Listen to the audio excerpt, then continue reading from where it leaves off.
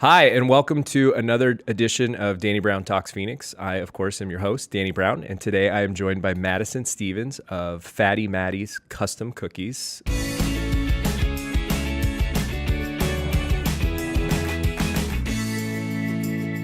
Thanks for having me. Yeah, so why don't you... Awesome. Yeah, this, right? Yeah. Super official. It is. So why don't you tell us a little bit about Fatty Maddy's Cookies and a little bit about your background?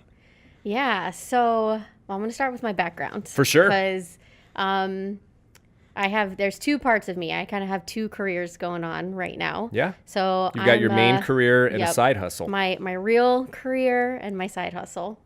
So I'm a full-time pharmacist, and I work at a compounding pharmacy called Potter's House Apothecary. So we make specialty medications for people, all kinds of medications for people who can't tolerate usually commercially available medications because they have so many different chemicals and fillers, or they have food allergens in them like corn and soy and wheat and all of that. So we can actually make all of these medications without all of that stuff in there. And then we also make medications for sick kiddos. Why don't they just make, I mean, this is totally off topic, but why don't they just make medications without all the crap in it? Well, in order for them to really maintain like a shelf life, they have to put all that stuff in there. In order for a tablet to stay as like a compact tablet that you can take, it requires all of that stuff that goes into it, and especially the liquids that are on the shelf, like over-the-counter cough syrup. If you didn't have all that stuff in there, all the medication would just float to the bottom, and you wouldn't get an equal dose every time you took it. So, I mean, they have to put most of that stuff in there. Yeah, makes sense. I've never thought about it. So we have a pretty upgraded lab. So it's USP 800 certified, which is pharmacy talk, but it is the new up and coming thing. So it's a really, really awesome compounding lab. And then we have a sterile room where we make things like eye drops and injectable medications. So, is that like a push towards, so you have a push towards organic food and like farm to table? Is this like farm? We do. We don't do a lot of like nutrition counseling at the pharmacy per se. Well, I just mean a push towards more organic drugs. In general? Yeah. Yeah, we do. We do. And we really just try to advocate for compounding pharmacies in general. I mean, maybe that's where the future of medicine is heading, is that everyone's medications are going to be customized to them. So working in that environment has really showed me how important it is to have, like, almost compared to like a kitchen would be like the cleanliness and, you know, keeping it as clean as possible. We have to do like fingerprint testing after we wash our hands and put gloves on. And if your gloves touch your arm, like even just for a split second, like it will grow bacteria. Like that's how, like everything is just covered with bacteria and all that stuff. So when you're baking, I kind of take all of that into account too. So it's kind of nice that I have that perspective. So that's my full-time job, really. 40 hours a week. Sterile cookies. Sterile cookies, yeah. Well, hopefully people will think that, you know, like I'm very, like I have all this cleanliness and, you know, the added compounding background.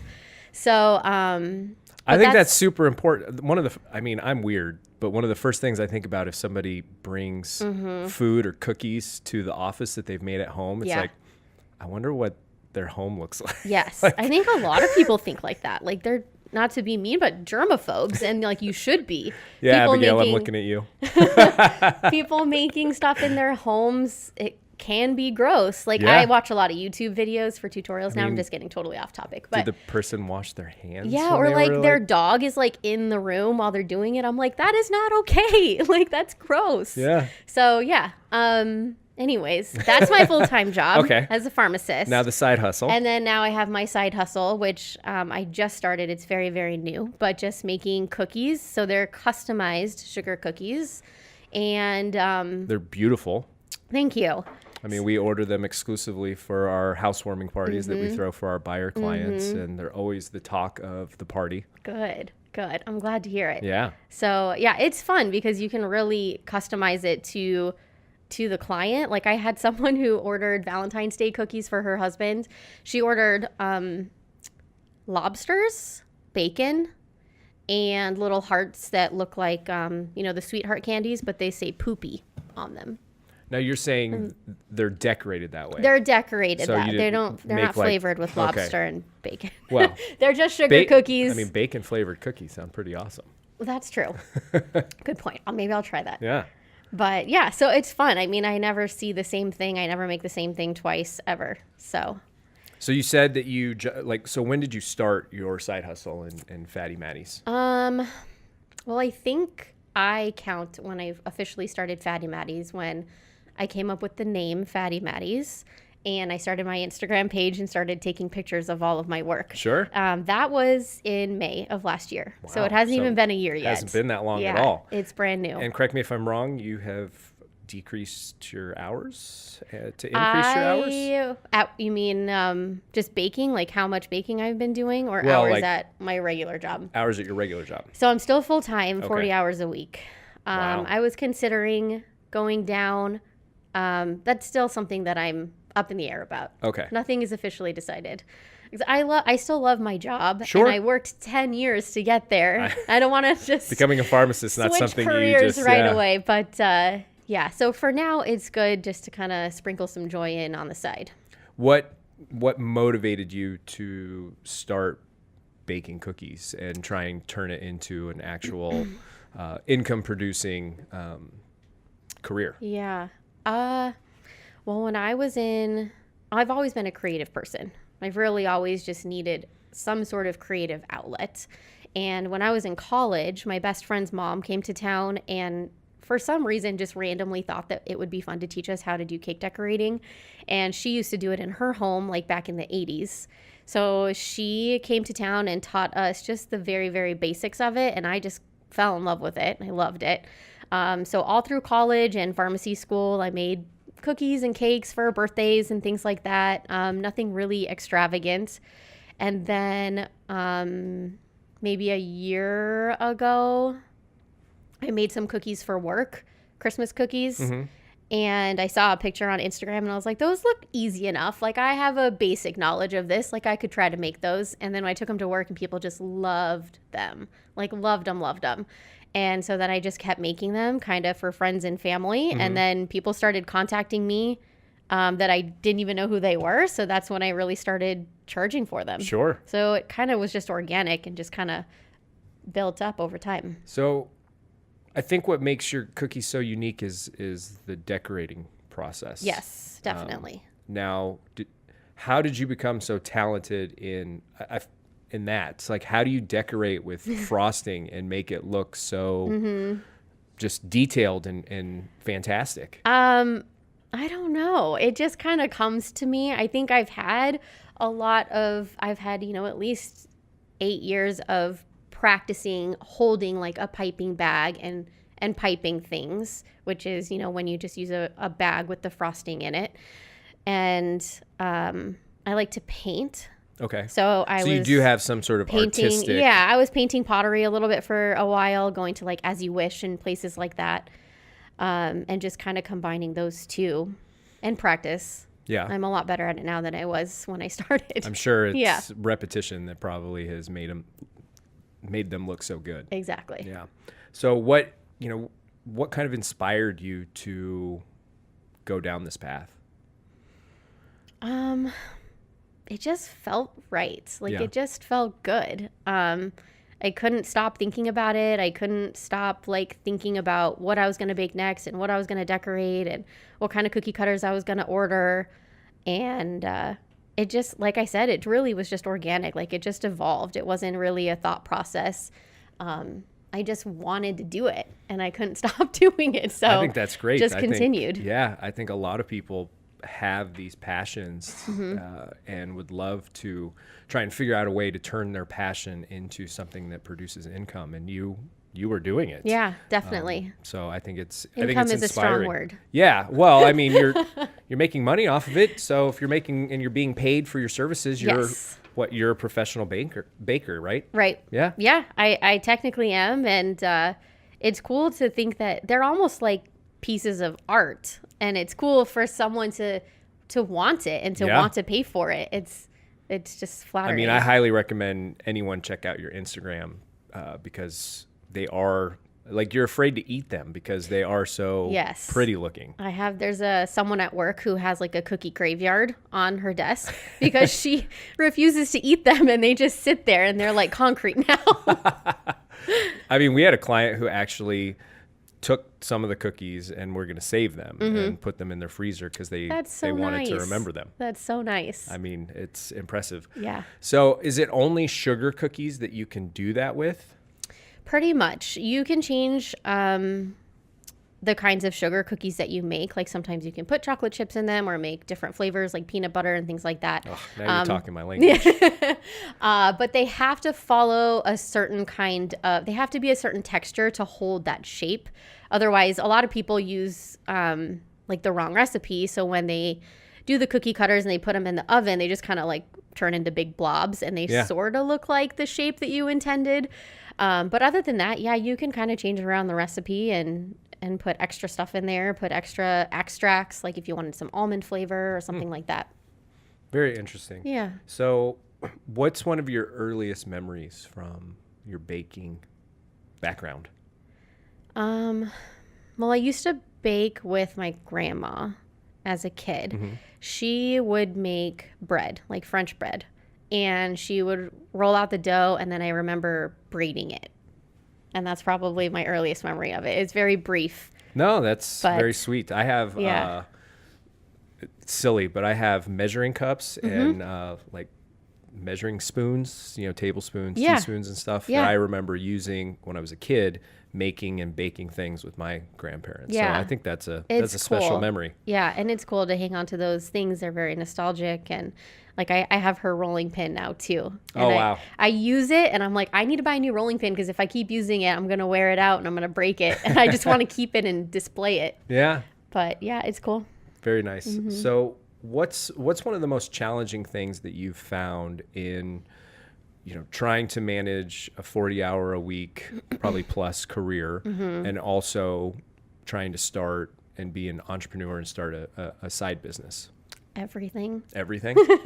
Everything is so, other than the decorating part, it's so hard. Like I had no idea that it takes so much knowledge that I don't have, like in terms of starting a business. What are some examples? I had to... Well, there's a lot of rules that go along with baking in your house. So set up by the Department of Health. There's certain ingredients you can't use and things like that. So you have to abide by all of that. And I had to look all of that up and figure all of that out. I had to start an LLC, which I just started and officially got in January. So that took a while. I had to open a bank account. I have to start paying taxes. I have to start charging people taxes because I'm not selling technically a service, it's a product. So I should be, doing that. So I had to meet with my accountant, trying to figure out how to use my QuickBooks account. Yeah. And have to start keeping all of my expenses separate. Managing social media. I don't even have a Facebook page or a website at this point, and the Instagram, and trying to learn all of that and the algorithms and all the insights and like how to manage that it's all so new to me. Well, it seems like Instagram's kind of the perfect portal to kind of, if you're going to pick something, it's Yes. If Instagram. I had to pick one, I think that would be the one for me. Yeah. Have you thought about doing anything with video and showing, maybe creating a YouTube page or doing some Instagram live stuff on how to bake and kind of the process? Yeah, I've definitely thought of that. Probably the most watched, the most liked stuff on my Instagram are some of the videos that I put on there. Sure. That's probably the thing I get requests for most often. I got to start doing it. I haven't started yet. It's just, it'll come. I mean, the tough part is when you have a full-time career and you're also doing this on the side is that there's only so many hours in the day. Exactly. And you have to try and sleep somewhere in there. Exactly. And you're married and you have a dog. Yes. Try not to avoid my husband and ignore him too much. Still He is annoying. You can. Yeah. Well, he's happy by himself, right? I think. No, yeah. So I mean, I have to try to balance everything. I want to evolve all of that and explore all of that. But yeah, it's a lot more slow moving. Sure. Because I only have so much time to dedicate to it outside of, my real career. Yeah. Is there a tipping point, though, at which you make a decision on where you want to go? Probably. I'm not really the type of person to leap. I'm not a leaper. Everything has to be very gradual. I have to be very assured that it's going to work before I do anything. Jimmy's the total opposite. Like, he just leaps for everything, which is good. Like, I love that he does that and pulls me along with him. But for this, it's just going to be a lot more gradual. So I think at one point, hopefully I can expand what I'm doing. Sure. The cookies it's really time consuming because I try to make them very detailed. And I think that's what sets me apart from some of the other bakers out there is how detail oriented I get with them. And that's the part that I really love. Sure. But it takes a long time. After everything is said and done, I probably make like $6 an hour, which isn't even minimum wage. But I think, though, that what you're doing is you're building a following. Yeah. And when you're building a following and doing something new, you do have to kind of charge less. But as you get more and more exposure and people see the value in what you're creating, definitely, they will be, I mean, people go, there's these candy stores that charge tons of money for silly candy. I think Alyssa, my wife, bought a bunch for our wedding and she told me the price. And I was like, for candy? Are you kidding? And of course we had to have it for all the gift bags and because it was special. And so I think what you're creating is special and would fall into that category to where you can charge a lot more and hopefully be making, a lot more per hour. Yeah, so true. So true. And I would love to do that. And hopefully, eventually I can hire people to work with me and, we can tag team all of that stuff. That would be really I bet you're helpful. kind of hamstrung because you're doing this out of your home. And you're doing it out of probably a single oven. It's a single oven. It's not like a commercial size oven. So only a regular sized baking sheet can fit in it. I can only fit so many cookies in there at once. So you can probably bake two dozen at a time? So usually my process is I roll it out, I cut it all, and I put it on the sheet. And then I actually put it in the freezer for a few minutes to kind of solidify them. So I have my Alexa. I'm like, Alexa, set the timer for 4 minutes. And then the timer goes off. I put them in the oven, and by that time, I'm done with the next batch. So I put that one in the oven, and then it just kind of rotates. Sure. So I really only have one tray in the oven at a time.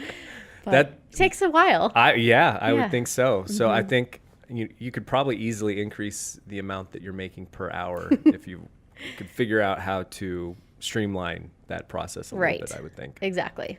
Yeah. So how do you come up with the design inspirations when people want to have cookies from you? Do they just tell you what the occasion is and then you make it up? Or is it kind of a give and take process with your customers? It depends on the client. Some of them will just send me, a whole paragraph of the exact colors and the exact design and everything, pictures, the picture of the invitation that they have, and they want it to match that. So they know exactly what they want. And that's perfectly fine. I can definitely do that. Other people I think most people don't really know what I can put on a cookie. So they give me a general idea and then I kind of just run with it. Okay. Most of the time, no matter what I do, they're always just like, wow, this turned out so much more amazing than I thought it was going to. Like, these are so incredible. So either way, whether they don't really have an idea of what they want or whether they're down to the T, like they know exactly what they want, I can incorporate both of those things. What's the most complicated cookie that you've had to design for someone? Do you have an example or an idea? Yeah, I do. There's one on my Instagram. I made it they were like a med spa that had a grand opening, and their theme was succulents. So anything with plants or flowers and leaves, petals, those are going to be a lot more detailed and take a lot more time. And they turned out so beautiful. I love them. They're mostly white, and then they have some gold specks in there, and then they have bunches of succulents with all the leaves coming down, and those are probably my all-time favorite. Yeah. Yeah. And I get a lot of compliments on those. Do you charge more than if they're more complicated to make? Or is it kind of flat pricing right now? I have a flat pricing right now. I've considered that, but every time I try to do that, the design changes over time, or they change their mind on what they want, or things like that get a little more complicated. I probably will in the future. Yeah. If it's more complicated and specific things like flowers, I will charge more. Yeah. I think that'll probably just come with experience and trial and error as you grow your business. Yep. So do you have plans to try and get out of your house kitchen and into some sort of commercial type space at any time? Yeah, that would open up a lot more doors in terms of things that I can make, and that would be great. I know that churches have certified kitchens, and they would have a lot of space that they oftentimes are not using. Yeah. I know someone who owns a church. I'm trying to reach out to them to see if they have space. And then Presley, who was on the show, she has a cousin, I think, that owns a bakery, and they are only open like a couple days a week. So they have some free space there as well. Very nice. Yeah. So I haven't done too much research on, what their hourly rate is going to be. But yeah, if I do that, then I can definitely start expanding into more and more things that I can make. That would be great. And you said it would allow you to make other things. So do you have visions of Fatty Maddy's making more than just the sugar cookies? Maybe. The sugar cookies are my favorite. Yeah. I feel like I can make them the most detailed, and I have the most fun with that. But if I wanted to expand into like cakes or things like that require a certified kitchen, then at least I would have the ability to do that. Do you think that would dilute what you're creating now if you tried to expand and do other things? I don't know. Maybe. I find with entrepreneurs, small businesses, that the more niche you are, the more successful you can be. That if you're really, really, really excellent at one specific thing, and I mean, off the top of my head, I can't think of anyone that's making and designing cookies like what you're putting out. Right. That you'll have a steady following and client base who wants that specific item, and especially if it's what brings you the most joy. True. Yeah, no, that's a really good point. So we'll just have to see where it goes. Have you made cakes for people? Yeah, just friends and family. Like, nothing that I've really charged for, or like clients that I don't know. Just maybe a handful. Okay. I gotcha. Do you have any baking fails? I mean, we all have made huge mistakes in the kitchen and have made things that taste terrible. What's one of your most memorable baking fails? Most recently, I tried to make a filling so it was like a layered cake, and I wanted to put this really cool like almond amaretto filling in the middle, and I had no idea what it was going to entail. I never made anything like that before. Apparently, it was some sort of like a custard. So it's mostly liquid ingredients and sugar, and you're heating it on the stove, and it's just liquid, and you're stirring it constantly so it doesn't burn. And then all of a sudden, like, it just solidifies and turns into like this pudding consistency, which is really cool. And I was like, oh my God, I did it. And the second I took it off of the heat, it curdled. And it was like, I had already been working on this cake for like 8 hours that day, and I had already made it twice because the first recipe I used I thought tasted like cornbread and didn't taste like cake, so I remade all the cakes. And then I started making this, and then this curdled, and then I was out of ingredients, so I had to go to the store, and then I came back from the store and I made it again, and it curdled again, and I was like in tears. I was gonna say, I feel like I would cry after that. Yeah, I was like, I can't do it. Like, I just made regular frosting, and I just put some almond extract in there, and I was like, this is what's going to have to work. That, or there'd be cake on the wall. I would probably throw it. Yeah. I was at that point where I wanted to throw it. What's one of the most useful tools that you have in your kitchen? I use my So my Cricut, I don't know if you've heard of a Cricut. Nope. It kind of looks like a printer, but instead of ink, it has a blade.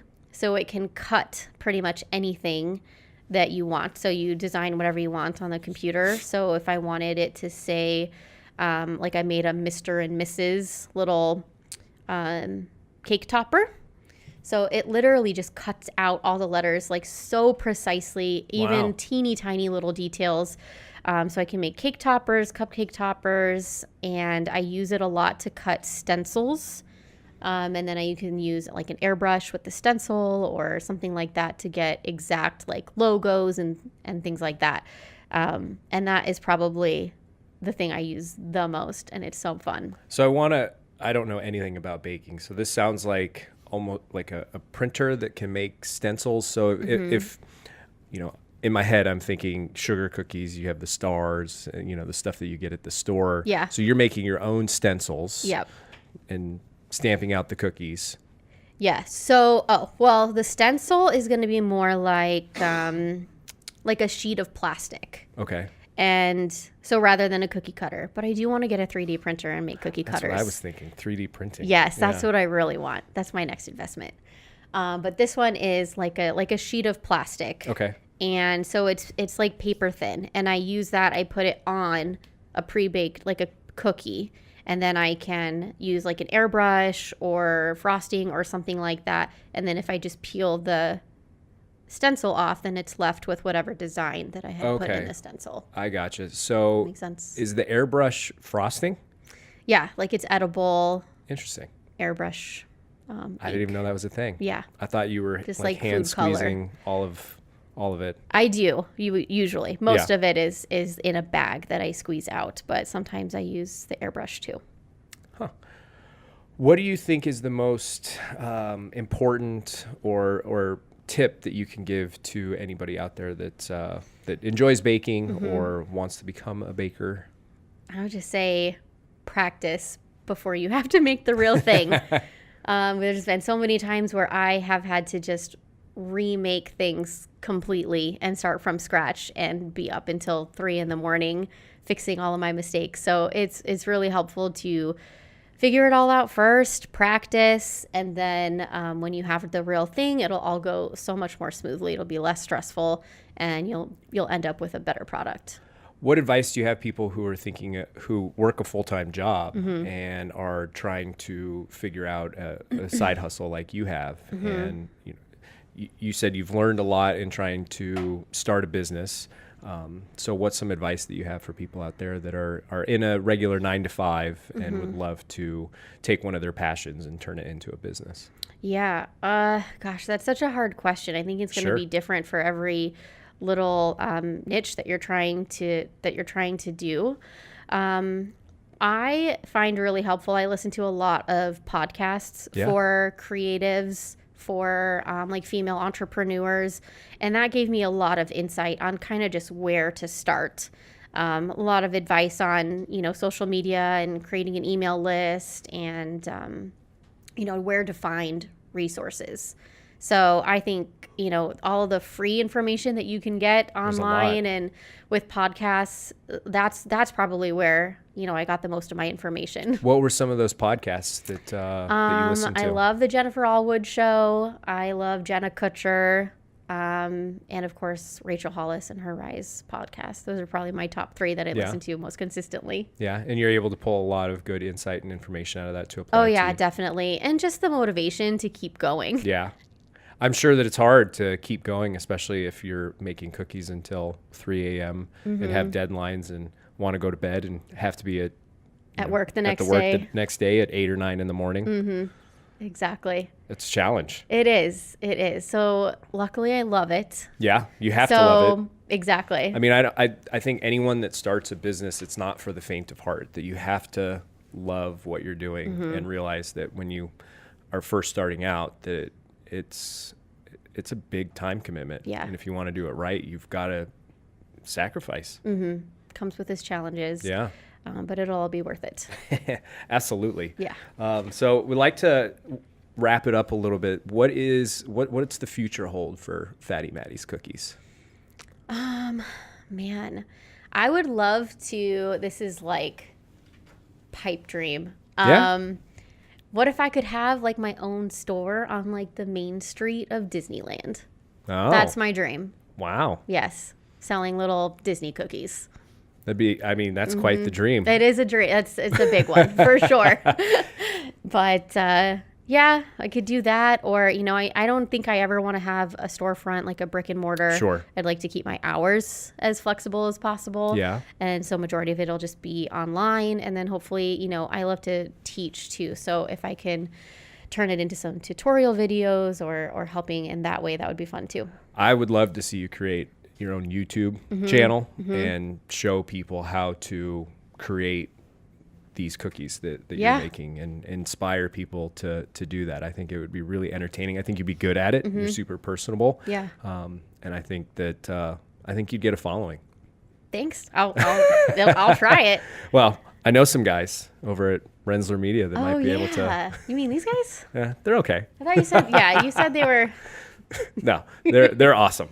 So, and then I kind of want to wrap it up with some Phoenix-based questions. Sure. We always like to ask our guests. So, what's, you know, being that you're in the baking business and kind of have a, you're knowledgeable of food here in the Valley. What is your favorite either restaurant or local bakery?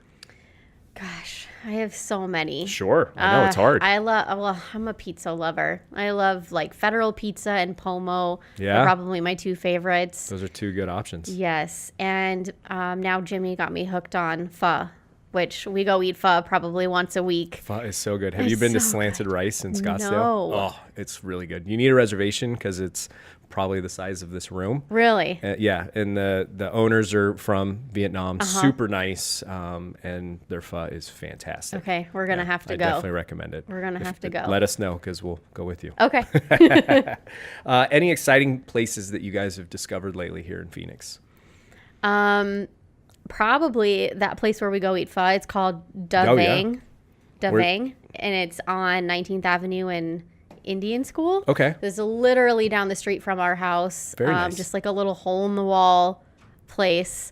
And I think we just kind of stumbled upon it. Like it's just one of those places that you drive by and you're like, oh, I don't know if I would go in there and eat, but the best. Yeah. So good. Some of those turn out to be like the best food. Yeah. They know what they're doing. Absolutely. Yeah. And what's it called again? Da Vang. DAVANG. Okay. Awesome. What's your favorite Phoenix neighborhood? Right here in Midtown. Yeah. So this is my neighborhood right here. I love watching it. It's growing. Absolutely. It's just spreading like wildfire right now. All up and down Central I love. So starting from downtown and going uptown and all the way up to like Northern, all the way up and down this whole street. I just kind love. of the Central Corridor. Yep. I love it too. Yeah. It's been really interesting to watch from a real estate standpoint. You saw Arcadia explode, and it's gotten to the point where hardly anyone can afford to live there anymore. I know, right? There. Well, and then all the historic neighborhoods are growing, and people can't necessarily afford now to live in the historic boundaries neighborhoods, and so the surrounding neighborhoods are starting to be gentrified, and it's just they're all kind of colliding. So you've got that Camelback corridor through Arcadia, Biltmore, crashing into the historic neighborhoods and then going up Central. So it's super cool to see. Because they're just expanding. They're which is so awesome. And you guys are right in the middle of it, which is cool. Yeah. What is your favorite Phoenix hangout spot? We always go to First Draft, which is a little bar inside of a bookstore called Changing Hands.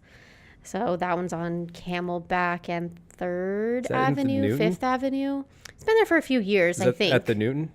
Oh, yes. Doesn't it have that? Is that the restaurant that's right next door to it? No, so the Newton is the whole complex, and then Southern Rail's the restaurant, and then I didn't know that there was. Yes. So is it a beer place that's inside there? Yeah, they sell beer and coffee and wine. Interesting. And I had no idea they that have was there. they have like a little event section, like that you can rent out if you wanted to have some sort of small event, and then the bookstore. That's really cool. That is a really cool hangout spot. I will have to give that a shot. And then what is your best Arizona site to see? I gotta go with Sedona. Yeah? Yeah. That seems to be a common one. If you're gonna come to Phoenix, or if you're gonna come to Arizona and you're not from here, I would say go up north and see the Red Rocks. It's super convenient. I mean, it's only an hour and a half away from Phoenix, so it's really close. And the change in scenery is so dramatic to go from the city to Sedona and how close it is. So, if anyone wants to follow you on social media, you're not on really anything but Instagram, so super easy. How do they find you? Yep, I'm just at Fatty Maddy's Cookies. So that's Maddy with an S. And my email is fattymaddyscookies@gmail.com. And those are all D's, right? So, yes. Or no, Fatty for fatty. Gotcha. And then MADDYS. And then the word cookies. Gotcha. And can people, if they want to order your cookies, are they able to email you? Yes, definitely. So from my Instagram, you can text or email, or you can just email me directly. Perfect. Well, anything else that you'd like to share before we go? No, I think that's pretty much it. Well, it's super awesome what you're doing. I think it's fantastic that you found a passion that you've turned into something that can produce income. And I can't wait to see the future that holds for you and your company. And we will always be a client. Awesome. Well, thanks for having me. Absolutely. Thanks for joining us. This was another edition of Danny Brown Talks Phoenix, and we will see you next time.